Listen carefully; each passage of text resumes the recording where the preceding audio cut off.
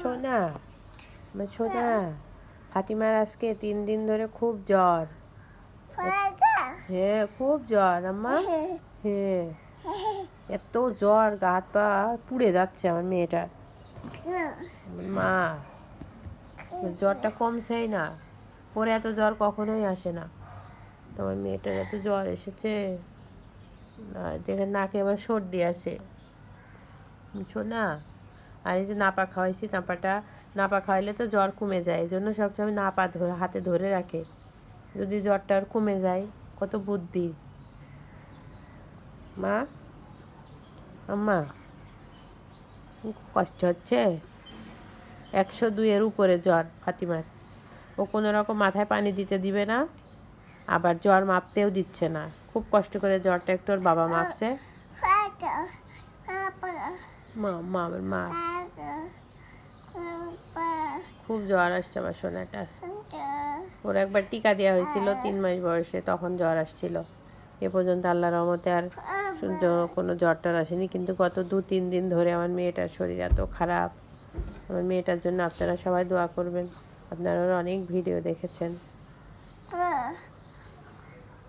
ও হচ্ছে বাসায়ও একাই 100, মানে সুস্থ থাকলে ওর আর কোনো মানুষ লাগে না, বাসায় একাই 100।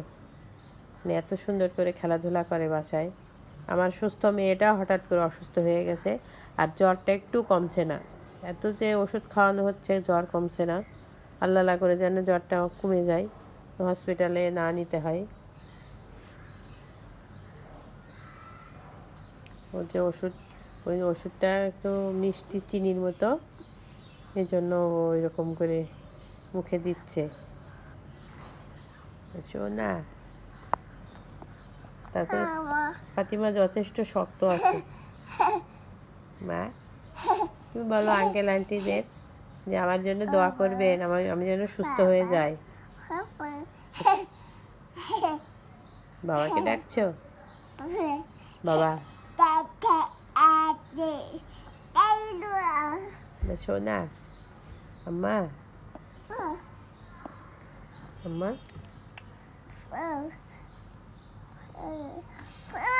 কি মা?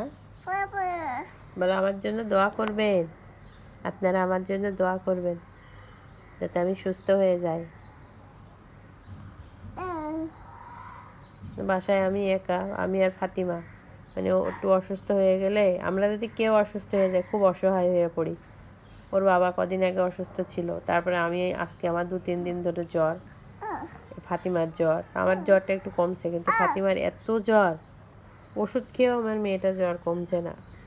আমরা আসলে 3 জনের 1 জন যদি অসুস্থ হয়ে পড়ি, তাহলে আসলে আমাদের খুব অসহায় লাগে।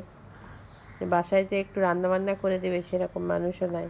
এই যে 12টার বেশি বেজে গেছে, এখন সকাল থেকে আমি ব্রাশও করি নেই, খাইও নেই, কারণ রান্না তো করতে পারি না। মেয়েটা অসুস্থ, কান্নাকাটি করছে, ওকে রেখে যে আমি রান্না করতে যাব সেরকম কোনো স্কোপ নাই। লোকজন না থাকলে একা একা বাচ্চা